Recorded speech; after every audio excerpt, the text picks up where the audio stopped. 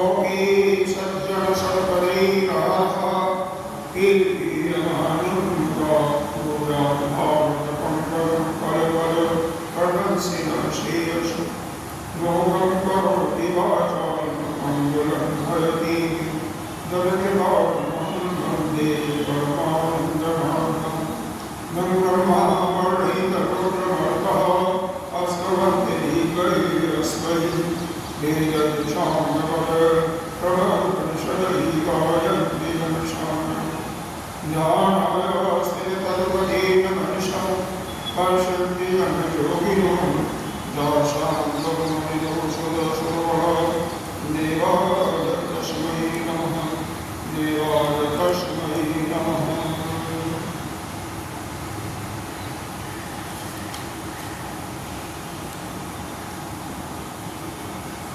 सत्ताईसवीं से ज्ञान पाने का उपलब्ध कराने 13वें अध्याय तक आपका 27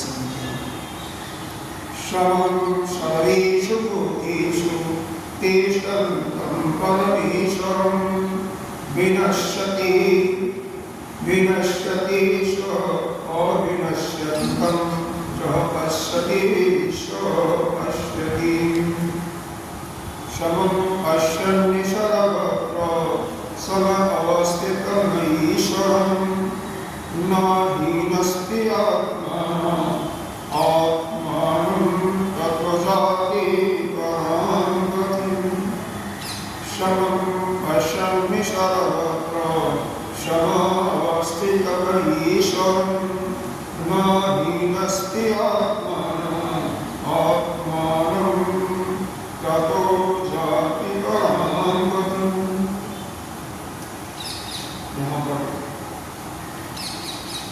बड़ा चला यह 13वां अध्याय गीता जी का ज्ञान का वास्तव में इसी अध्याय के ऊपर गीता जी को तीसरा प्रमाण के रूप में स्वीकार किया है, क्योंकि इसमें उस परमेश्वर के क्षेत्र का वर्णन करते हुए बहुत विस्तार से हालांकि भगवान ने यह कहा कि मैं संक्षेप में कहता हूँ, लेकिन भगवान के सभी गुणों का वर्णन पीछे यह बताया गया। समः सर्वेषु भूतेषु तिष्ठं परमेश्वरः विनश्यन्ति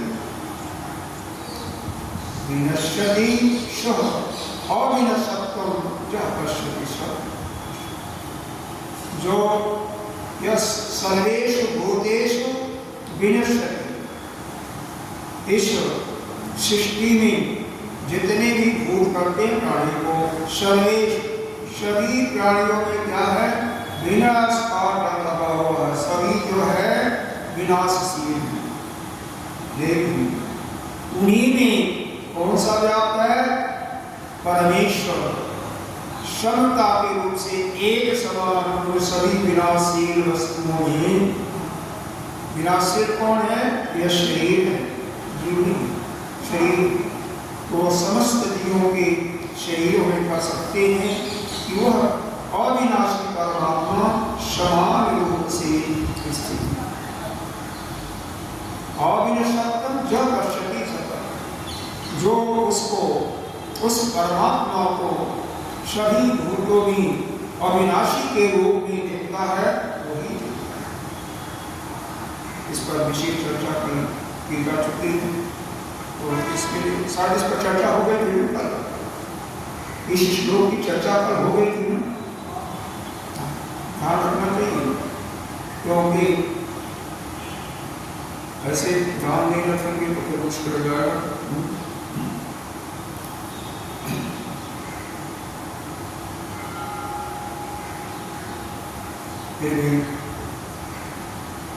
अंतिम पैराग्राफ जो शंकराचार्य का भाष्य उसको पढ़ लेते हैं।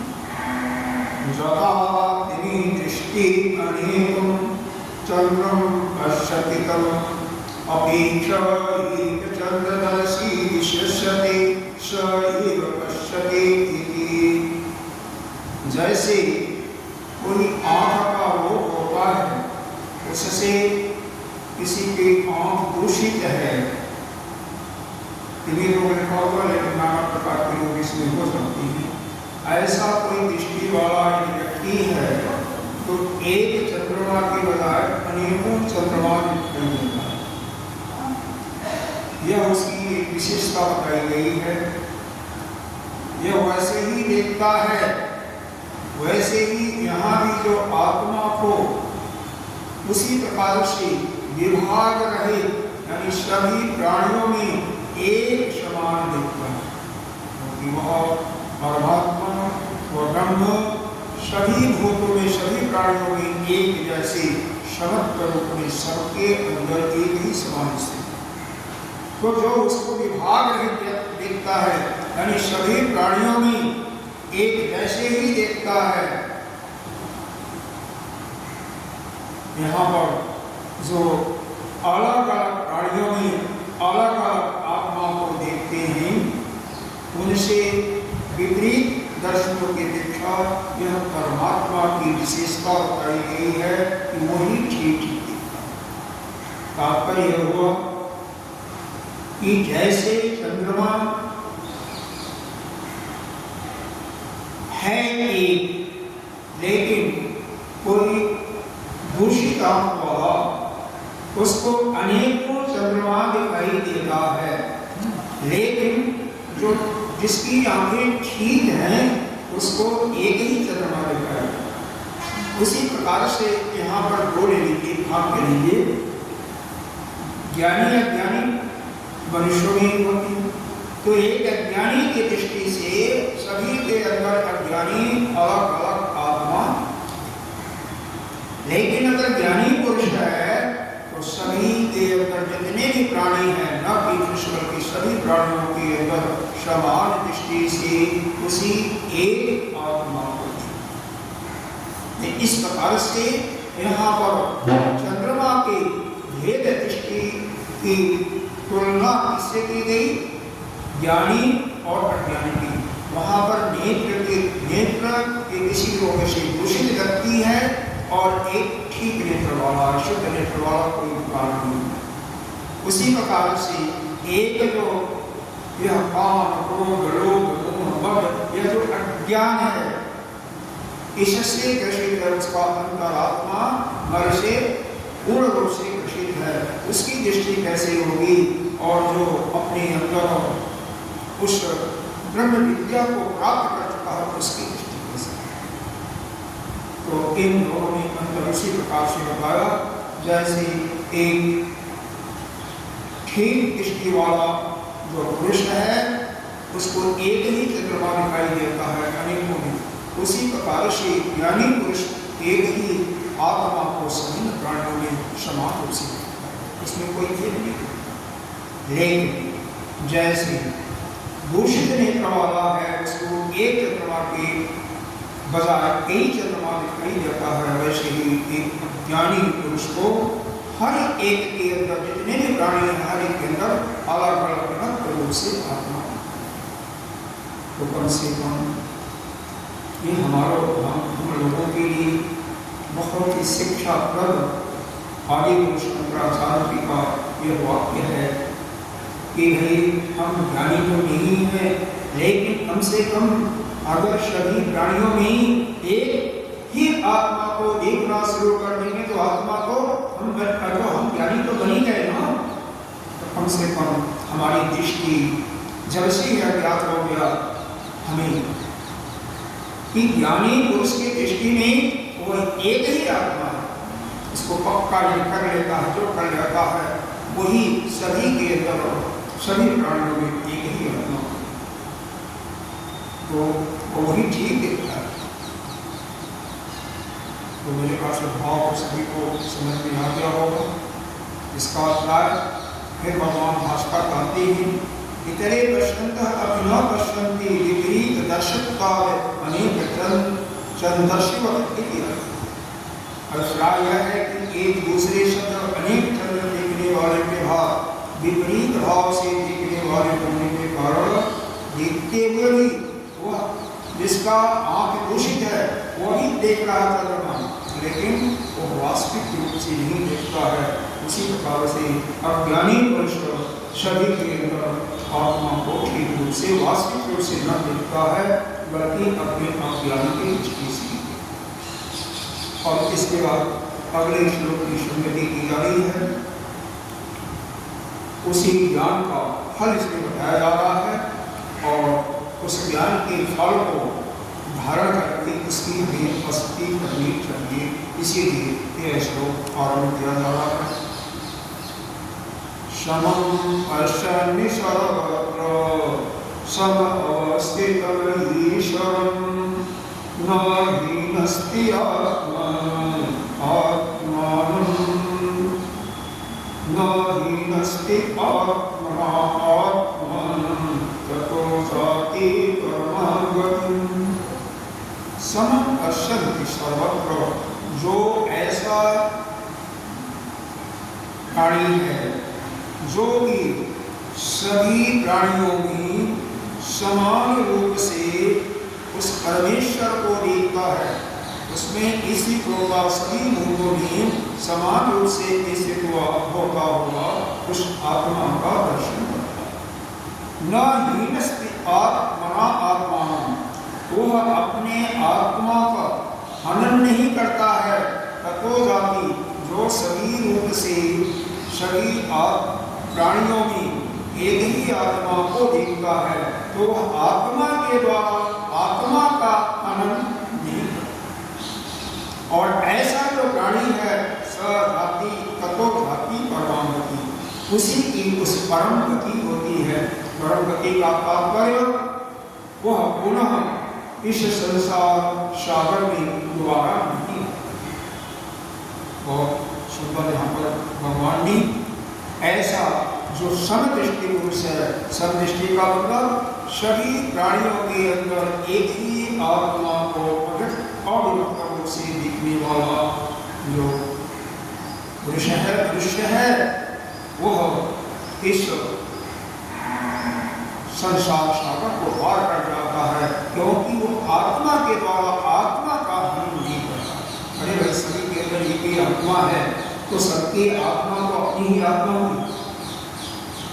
यही समझना मुश्किल होता है। हम क्या समझते हैं कि हम अलग और वो अलग, आप अलग, यानी व्यवहार में हमें उतना ही व्यवहार करना चाहिए। ठीक है, कोई बड़ा है कोई छोटा है, बड़े को आप सम्मान दीजिए, ठीक है, लेकिन जो छोटा है उसको दुकारिए, उसको भी सम्मान दीजिए, कम से कम उसको भला बुरा मत कहिए, क्योंकि अरे आप ही की आत्मा इसके अंदर ही विराजमान है। ठीक है, उसको सम्मान नहीं दे सकते हैं, लेकिन कम से कम कोई ऐसा कारण कीजिए, ऐसी गाड़ी मत बोलिए कि उसके अंतःकरण में दुख, उस वाणी से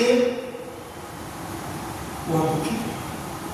अरे जैसे आप सच बोल रहे हैं, वो कहते हैं कि भाई मैं तो सच बोलता हूँ, सत्य हमेशा बोलता हूँ, झूठ कभी नहीं।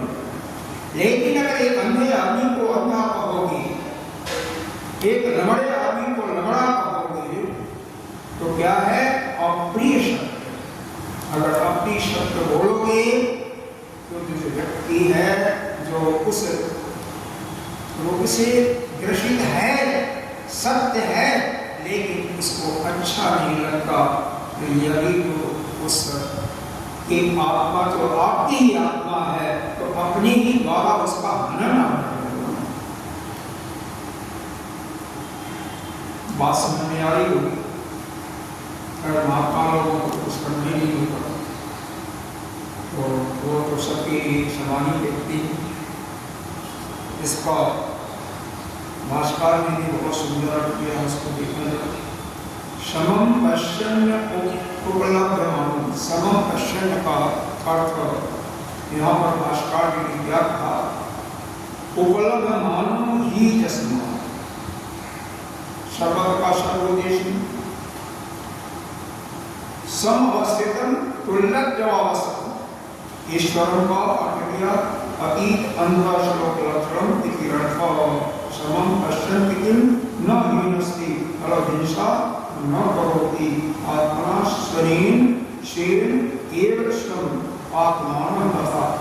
इसका मतलब जो हमने बताया है उससे यहाँ पर कुछ अन्य चीजें नहीं लिखी हुई है, वही चीजें लिखी हुई हैं, क्योंकि सभी भूतों में समभाव से स्थित होते हुए ईश्वर को जिसके लक्षण ऊपर बता दिए गए हैं वह परमेश्वर को सर्वत्र समान भाव से देखने वाला पुरुष स्वयं अपने आप अपनी हिंसा नहीं करता है। इसीलिए अपनी हिंसा न करने के कारण वह मोक्ष को परम को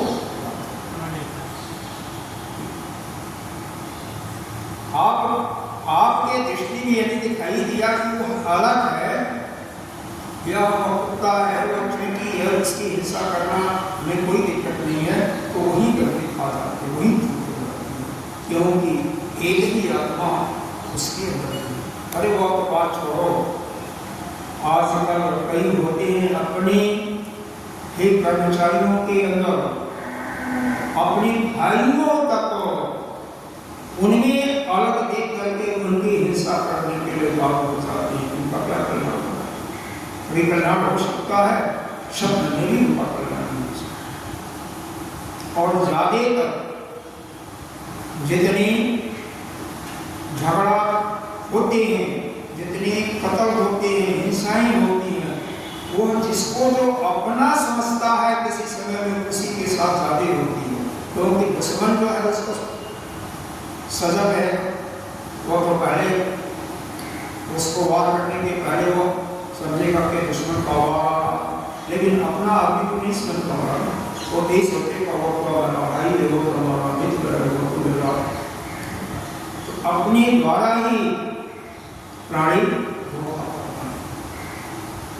अगर आप परसेंटेज लगाएं, सर्वे करें तो ज्यादातर अपने के द्वारा ही आज जो मित्र है आपका, आज जो भाई है, रियल नहीं, कल वो दुश्मन हो सकता है।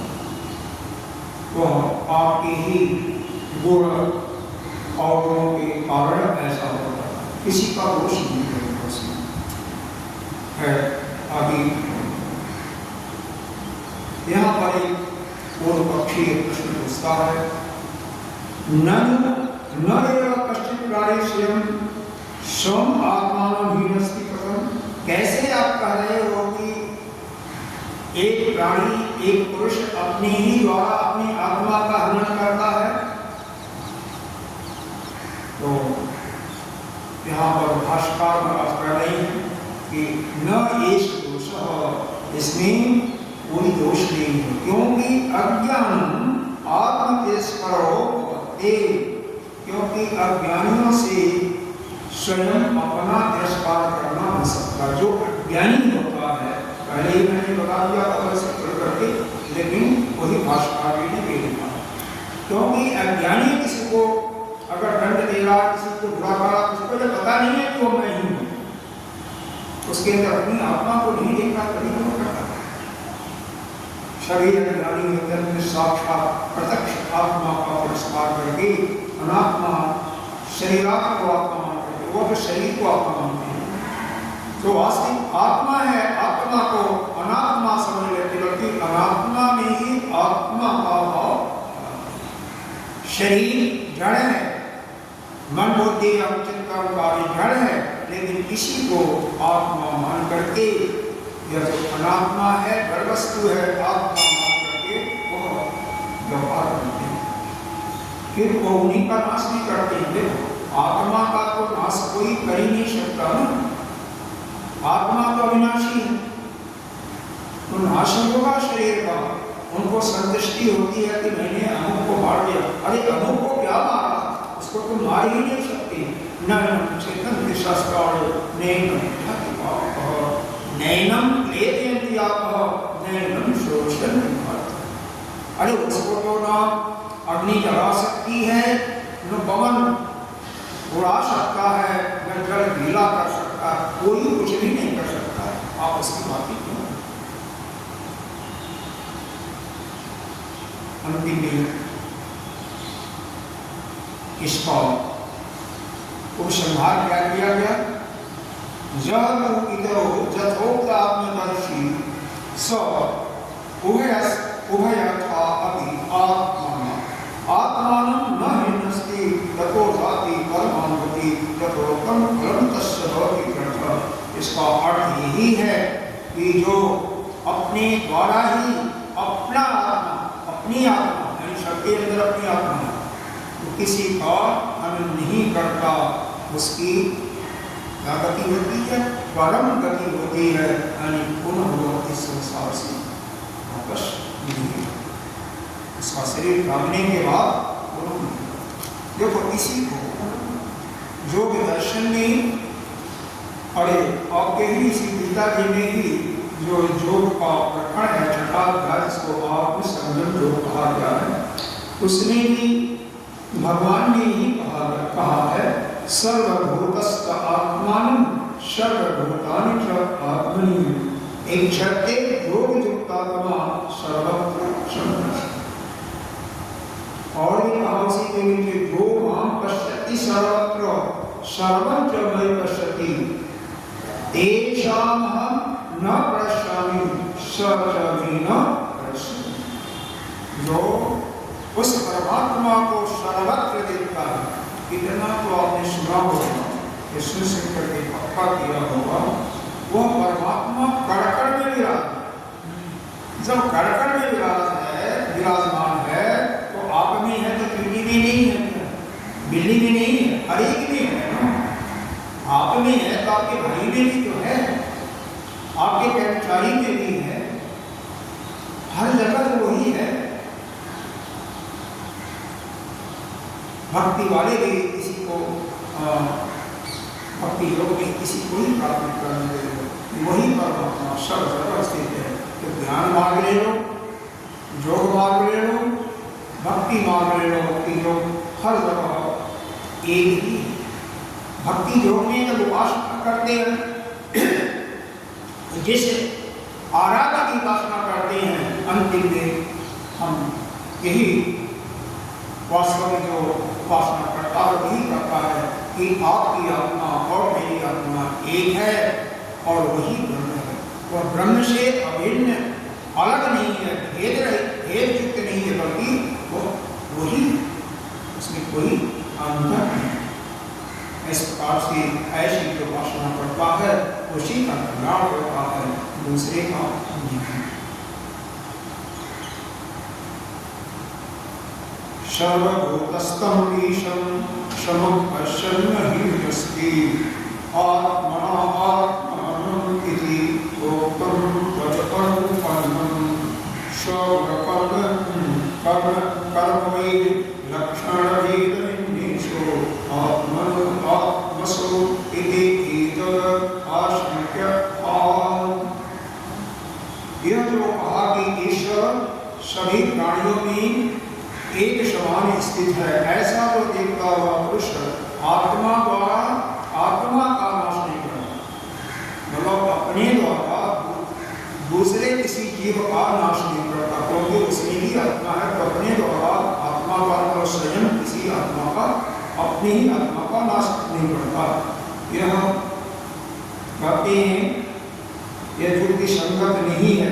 कोई कह सकता है कि यह युक्ति संगत नहीं है, क्योंकि अपने जो गुण हैं और कर्म हैं उससे अलग विभिन्न जीवों के गुण और कर्म हैं। तो ऐसा कैसे होता है? तो इस शंका का निवारण करते हुए अगला श्लोक में भगवान क्या कहते हैं? इसी शंका कोई ऐसा न है कि हम जैसे एक कुत्ते को मारते हैं या एक ज्यादा लोग शिकार किसका करते हैं? हिरण का करते हैं।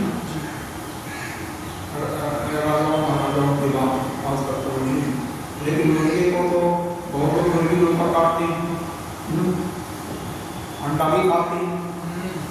तो उनके लिए देखिए, वह भी तो जीव है, तो वह कह सकते हैं कि भाई हमारा गुण और कर्म अलग है, उसका गुण कर्म अलग है, तो उसको मानने में क्या दोष है? उस शंका का दूर करने की हिसाब से यहाँ पर दूसरे श्लोक में क्या कर रहे हैं, 29वें श्लोक में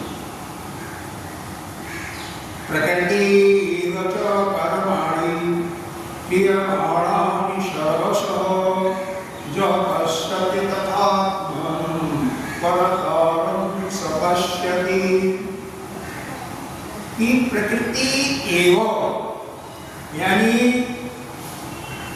देखो सांख्य दर्शन में इसको प्रकृति कहा और इसी को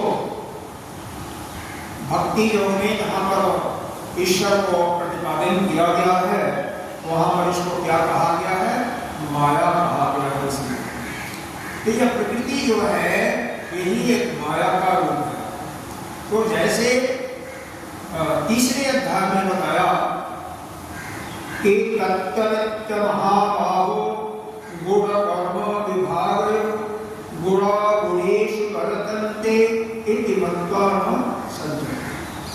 बताया कि सभी कार्यों को जितने भी कार्य हो रहे हैं वो प्रकृति अपने गुणों के कारण ही, अपने ही गुणों के द्वारा कर रही है। हम आप करने वाले नहीं है। यह गुण ही गुणों में बट करके वही काम करते हैं। कौन कौन गुण है उनको भी देख लो, वहां पर बताया गया है। 5 आपके ज्ञानेंद्रिय, 5 कर्मेंद्रिय 10 हो गए, पंच महाभूत और 5 जो है इनके विषय शब्द स्पर्श रूप रस गंध, यह 20 गुण ही। बाकी अन्य जगह प्रकृति माया को भी लिया गया और प्रकृति और पुरुष को भी लिया गया है, लेकिन यहाँ पर 20 गुण को और कई जगह फिर अंतःकरण को भी लिया गया है, क्योंकि मन भी कर्म करता है, बुद्धि भी कर्म करता है, ऐसा करता हुआ मालूम पड़ता है। तो बुद्धिमान बुद्धि चित्त को लेकर के वहाँ पर 24 गुणों की बातें होती है। जब प्रकृति पुरुष को ले लेते हैं वहाँ पर 25 गुणों की चिंता होती है, क्योंकि यह अंतःकरण से उनको ही लेकर के काम। तो वहाँ पर भी यह गुण आपस में बट करके गुणों के द्वारा ही सारे कर्म होते हैं। तो हम कोई कर्म करते ही नहीं, लेकिन हम क्या सोचते हैं, हम अपने बेटे को अपनी बेटी को अच्छा पढ़ाया लिखाया हमने, अरे आप करने वाले नहीं है, वो अपने प्रारब्ध को लेकर के आई थी। या पिछले जन्म में ऋणान बंधन योग से आप फंसे थे, आपने उसको कर्जा दिया था, कर्जा का चुकता नहीं किया था, तो वह आपके घर आकर के आपसे कर्जा वसूलते।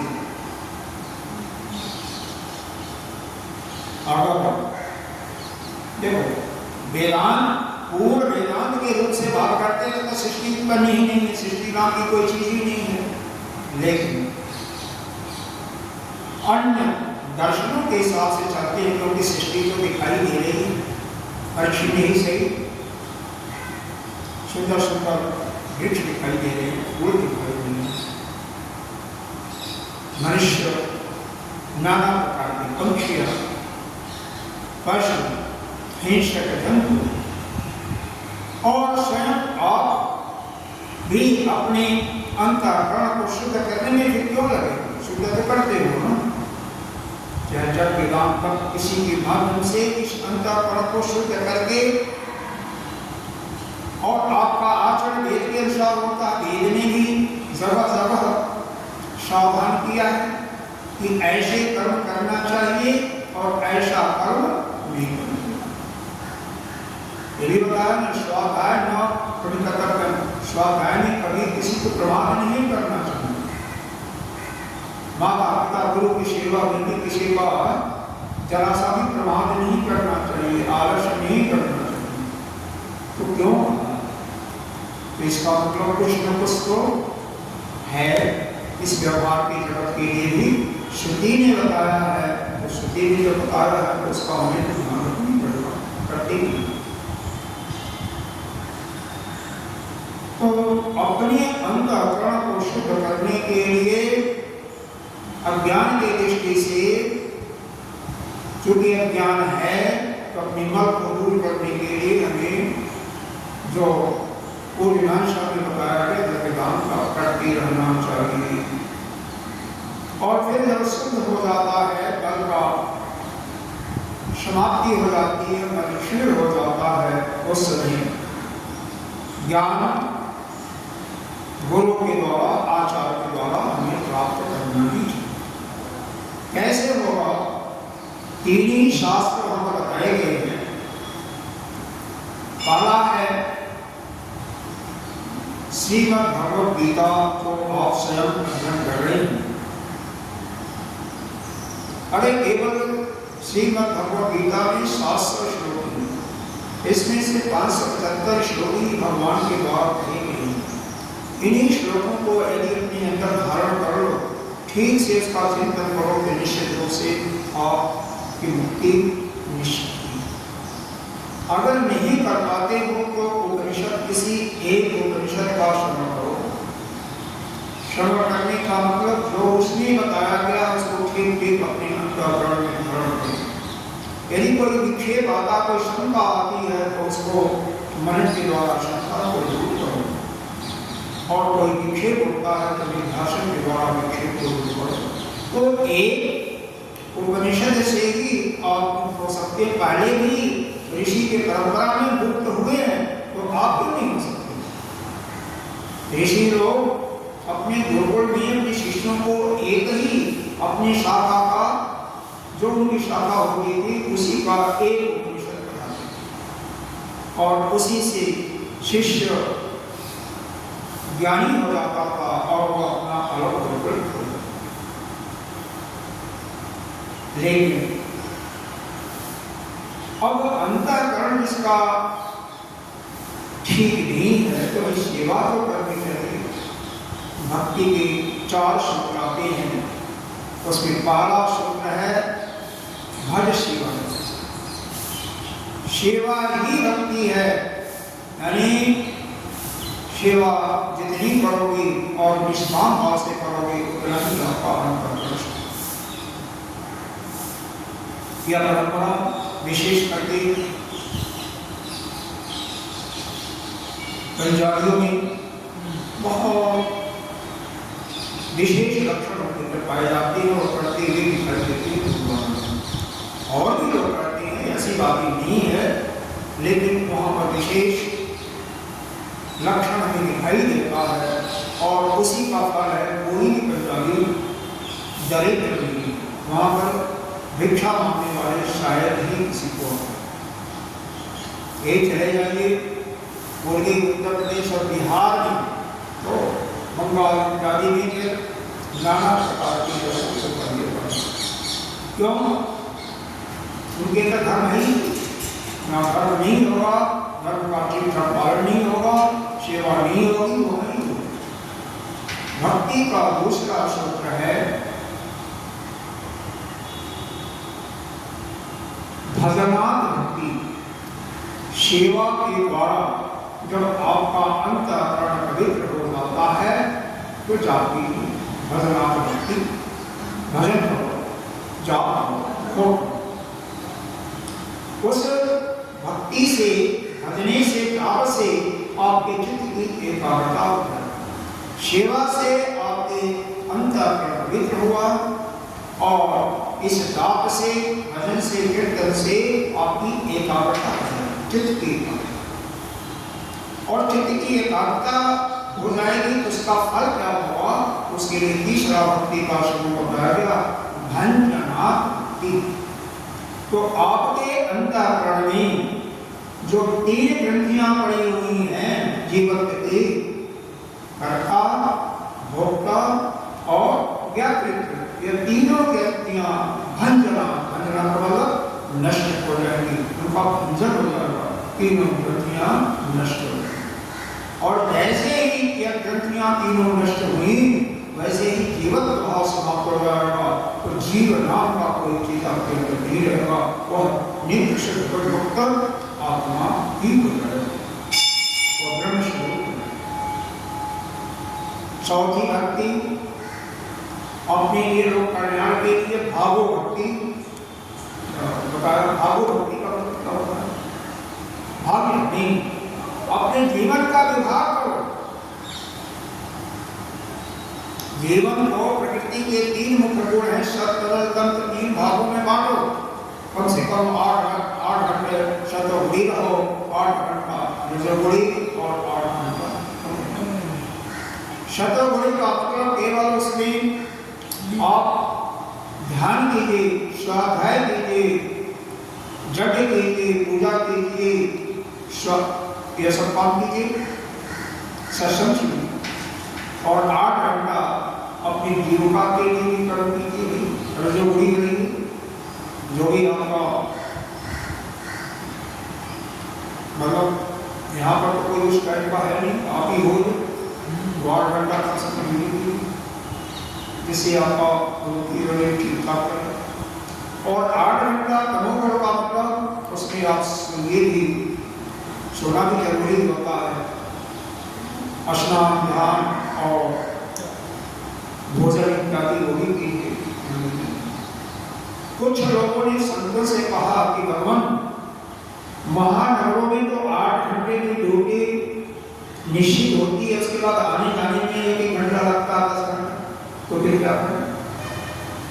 तो कहते हैं ठीक है, जब 10 घंटा आपको चाहिए तो कुछ तो आप तमोगुण में से निकालिए। फिर भी नहीं काम चलता है तो 1 घंटा सतोगुण में से निकालिए, बहुत ज्यादा नहीं। बाकी तो 7 घंटा तो कम से कम सतोगुणी नहीं 7 घंटा, 6 घंटा भी, 6 घंटा का क्या देखते हैं, 4 घंटा भी कोई शायद ही कोई बनता है। अपने स्वरूप में रहना है तो आधा घंटा बैठने के बाद तो आपके शरीर कांपने लगता है ना, बोलने लगती है। और ध्यान का अर्थ होता है, इसका सीधा सीधा उत्तर यही है कि आपके शरीर में कल ही बताया था, पृथ्वी जैसे अचल होना चाहिए, जैसे पृथ्वी पर्वत जरा सा उसमें हिलडुल नहीं होता, उसी प्रकार से आपका शरीर बिल्कुल स्थिर हो जितनी देर तक ध्यान करें। और आपके मन में भी कोई हलचल न हो, जो वृत्तियां आई हैं वह वृत्तियां भी न आए। अगर आधा घंटा भी हो गए ना तो आपका कल्याण हो गया। 10 मिनट होना तो मुश्किल होता है, वृत्तियों को रोकना इतना आसान नहीं होता। क्यों कि ज्यादातर समय तो आपके संसार में भ्रमण करते रहते हो, संसार की सुंदरता को देखते रहते हो, संसार के पुरुष, प्रकृति की सुंदरता, चाहे वो स्वयं नेत्रों द्वारा या कानों, तो सबसे बड़ी ज्यादा मात्रा में संसार केवल नींद सुंदरता हुई, इसीलिए सबसे बड़ा हमारी महान विभूति हमारे यहाँ में सूर्यदास। आंखों के जाने के बाद ही उनमें जो विलक्षणता आई है, जो उन्होंने पाया देखा, तो कोई नहीं पा सकता। परमात्मा का दर्शन आंखों की ज्योति जाने के बाद ही। तो यह बाह्य चक्षु हमें खराब करते हैं, लेकिन अगर उसके साथ मन न लगाओ तो कुछ भी फर्क नहीं पड़ेगा। मन जब के साथ आता है तो वही जाकर के बुद्धि को वह संसार के गुण अवगुण को अवगत कराता है और मन में थोड़ा अच्छा या बुरा भाव होता है। टीवी के माध्यम से देख रहे हो, मोबाइल के माध्यम से भी देख रहे हो, संसार में तो भी चल रहा है। आप अकेले बैठे हो कमरे में, मोबाइल आपका चल रहा, टीवी चल रहा, तो भी तो आप संसार में जा रहा कर दृष्टि पड़ी हुई है, या काम ही से सुन रहे हो। यह हमारे देश में सबसे ज्यादा युवाओं का पतन करने वाला अगर मोबाइल, अरे बहाना नहीं बनाता जो 8 घंटा या कान में डाल करके घूमता है ना, जल्दी से इसका काम खराब सुनने की शक्ति किसी के दिमाग के अंदर ला रही है, न कोई शंका भी आ रही है, लेकिन एक तरह से भी हो रहा है। आइए हम चिंतन कर रहे हैं इस श्लोक का कि प्रकृति एवं च कर्माणि क्रियमाणानि सर्वशः, जितने भी कार्य करने के लोग होते हैं वह सब प्रकृति अपने गुणों के द्वारा ही करती रहती है। तो जो सब्जा का शक्ति जो किसको देता है, तथा आत्मान कर्तारम, जो इस आत्मा को कर्ता भी नहीं देखता है, सब प्रकार से करने कार्य हो रहे हैं, जो अपने को कर्ता यानी इस आत्मा को कर्ता से नहीं ग्रहण करता है, अकर्ता देखता है, वही देखता है, क्योंकि आत्मा कुछ नहीं करता, यह तो साक्षी भाव से करता है। इतना सुंदर चिंता। लेकिन हम क्या करते हैं, हम तो यही करते हैं ना कि यह काम तो प्रकृति कर रही है, लेकिन प्रकृति में आपका शरीर आपकी इंद्री है, यह नहीं है, आपकी इंद्री ही कर रही है, तो वह आपकी इंद्री को जड़ है ना, शक्ति चेतन से ही। और कहते क्या हो कि मैंने किया, अरे आप तो शरीर से अलग होते क्यों कहते हो, आप तो चैतन्य स्वरूप हो ना। तो वही हम धोखा खा रहे हैं, हम अपने को शरीर से अलग नहीं समझ पाते, हम ये समझते हैं यह शरीर जो जड़ है, अनात्मा है, हम यही अपने को जो अपना वास्तविक स्वरूप है उसको भूले रहते हैं। और जिस समय जो कोई भी अपने वास्तविक स्वरूप को समझ जाएगा, उसी समझ का कल्याण हो जाएगा। तो यही यहाँ पर बताया गया, तथा आत्मानं क्षेत्रज्ञं अकर्तारं सर्व उपाधिवर्जितं, सभी उपाधियों से दूर करके जो इस आत्मा को सब अकर्ता ही देखता है, परमार्थ दर्शन का यही मतलब होता है। निर्गुण अकर्तृ, वैसे ही बताया गया है कि वह ब्रह्म कैसा है, निर्गुण है, निष्क्रिय है। जब एक तरफ आप कहते हो कि यह ब्रह्म जो है निर्गुण है, कोई गुण नहीं है, निष्क्रिय है, कोई काम भी नहीं करता, तो वही जो है आत्मा के रूप में आपके अंदर शक्ति देने वाला बैठा हुआ है, तो उसको कर्ता क्यों मानते हो, अपने को कर्ता क्यों मानते हो, आप तो वही हो, आप आत्मा ही हो, तो अपने को कर्ता क्यों स्वीकार करते हो कि मैंने किया, क्यों है बलिता भार उभार रखी हो। दुख का कारण यहीं से शुरू होता है, या 84 लाख जन्मों का कारण यहीं से होता है। जो यह समझ लेता है हम ही नहीं किया, इसको भगवान ने क्या कहा है, देखो तीसरे अध्याय में यही श्लोक है कि प्रकृति क्रियमाणानि गुणैः कर्माणि सर्वशः अहंकार विमूढ़ आत्मा कर्ता अहम इव मन्यते। क्या कहा, अहंकारी जो अपने अहंकार में चोर है कि मैं ये मेरा है तेरा है, उसमें चोर। और विमूढ़, मूढ़ का मतलब क्या अर्थ है, मूढ़ का अर्थ होता है जो स्वयं न समझे कि क्या करना चाहिए क्या नहीं करना चाहिए। और दूसरा कोई जो व्यक्ति उससे बड़ा उसको समझाता भी है तो उसके वचन का भी पालन नहीं करता, उसका भी कहना इग्नोर कर देता है। यानी जो जिसके पास अपनी बुद्धि नहीं है, कोई बात नहीं, कम बुद्धि वाला है, कम बुद्धि वाला है, लेकिन जो उससे श्रेष्ठ है उसके बात को मान ले तब तो काम हो जाएगा। लेकिन नहीं, जो उसकी बात को भी ना माने, जो अनुभवी है, जो जानकार है और अपनी बुद्धि तो है नहीं, उसको विरोध करते हैं। और बीगू मतलब मूढ़ों में भी तो सरकार है, यानी पीएचडी किया हुआ है, विशेष करता है। तो ऐसे जो मूर्ख लोग होते हैं वही अपने को कर्ता मानते हैं, इसमें हम सभी लोग आते हैं। देखो, एक तो होता है कि हमने वैसे करने वाली बात नहीं, लेकिन ऐसा करते करते ही हम असलियत मान लेते हैं।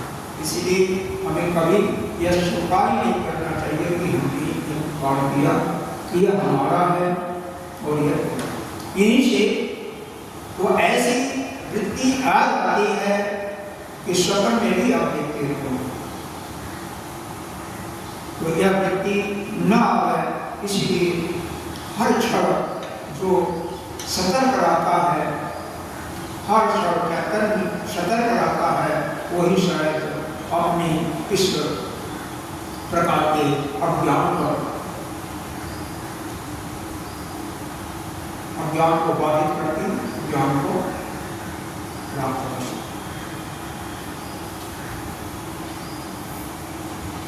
यह श्लोक को बहुत आसान था, किसी को कोई दिक्कत नहीं, लेकिन तेज का प्रमाण क्रियमाणान सर्वसा ज पश्यति तथा आत्मान आत्मा न करता, आत्मा को करता नहीं मानना, वो करता है जो ऐसा देखता है वही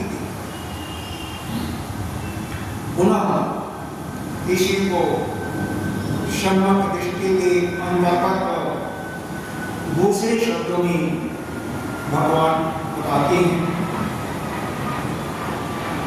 जथा भूत पृथक भावम् एकस्थम् अनुपश्यति तत एव च विस्तारम् ब्रह्म संपद्यते तथा। जथा भूत पृथक भावम् एकस्थम् अनुपश्यति तत एव च विस्तारम् ब्रह्म संपद्यते तथा। देखो, जब कोई भी ज्ञानी पुरुष यह सभी भूतों का, सभी प्राणी, भूत का मतलब प्राणी की अलग अलग उनके भावों के भूतों की पृथकता को, उनका जो अलग स्वभाव है, एक आत्मा में ही स्थित रहता है। अभी हमने श्लोक गाथा गीता जी के छठे अध्याय का सर्वभूतस्थ आत्मान सर्वभूतानि चात्मा, ये सभी प्राणी अपने अंदर भी है। अरे यही आपका उपनिषद भी कहता है, शाबाश उपनिषद, जस्मिन् सर्वाणि भूतानि आत्मन एव भूत विधानतः तत्र कः मोहः कः शोकः एकत्वम् अनुपश्यति। अगर जो शरीर के अंदर एक ही आत्मा को कर देखता, अपने ही अंदर सबको, उसको कहाँ किससे मोह होगा, किससे सुख होगा, किससे डर होगा, कुछ नहीं होगा।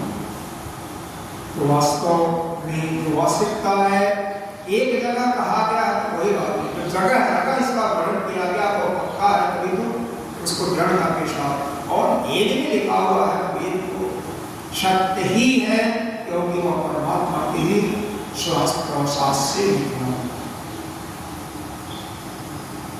तो हमें इसी प्रकार का भ्रम में न पड़ते हुए इसको दृढ़ता के साथ स्वीकार करना चाहिए। यानी शास्त्र इसको आगे प्रमाण करते हैं, शास्त्र और आचार्य के उपदेश से उसको मनन करो, और मनन करके इस प्रकार प्रत्यक्ष भाव को देखो कि सब कुछ आत्मा ही है, आत्मा के अतिरिक्त और कुछ भी नहीं।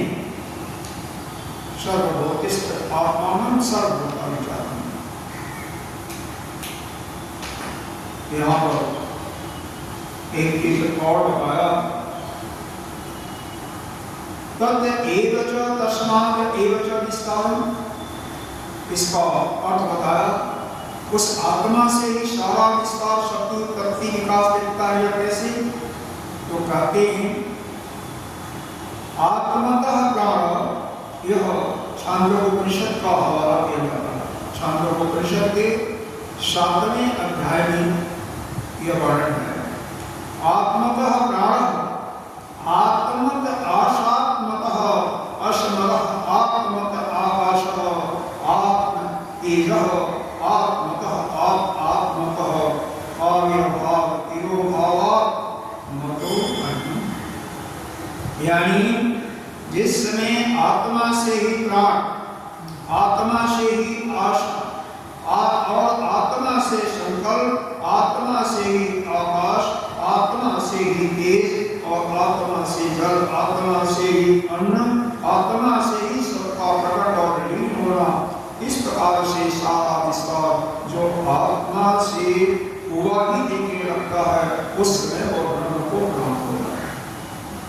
इस पर विशेष चिंता हम कल करेंगे, इसको समझा देते हैं, क्योंकि इसमें जो है आपको चिदाकाश, चिदाभूत और चित्ताकाश, भूताकाश, चित्ताकाश और चिदाकाश, इसको भी समझना है। और उसके पहले यह दो पदार्थों में संबंध कैसे होता है, कितने प्रकार का संबंध होता है, उसका भी आपको ध्यान देना पड़ेगा। नाम बता देता हूँ। पहला होता है संबंध वेदांत के अनुसार आधार और ध्येय का। ध्येय जैसे यह पुस्तक है, यह इस मेल पर है, तो मेल हो गया आधार और यह होगा आधि। आधार आधि आकाश में, वैसे तो सभी का आधार पृथ्वी है कि नहीं? और पृथ्वी का आधार जल, जल का आधार तेज, तेज का आधार वायु, वायु का आधार आकाश। तो यह थोड़ा सा लंबा है। दूसरा संबंध जो होता है वो होता है आश्रय और आश्रित।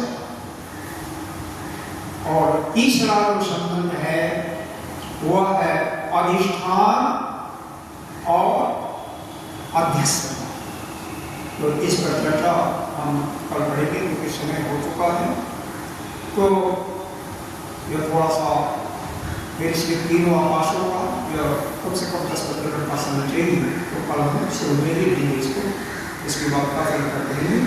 तो यह समझो कि सभी किसी न किसी पर आधारित है। अरे पृथ्वी तो हम लोगों का बहुत सही लगी हुई, लेकिन पृथ्वी भी तो किसी पर है। वास्तव में पूरा का पूरा यह सृष्टि आपके अंदर ही है, ऐसा भाव लाना पड़ेगा चिदाकाश में। तो उस चिदाकाश की मात्रा को पर उस पर चिंतन करेंगे। आज यही पर कथा की विराम लेती है। यह 30वां श्लोक का डिस्कशन पूरा होगा करें।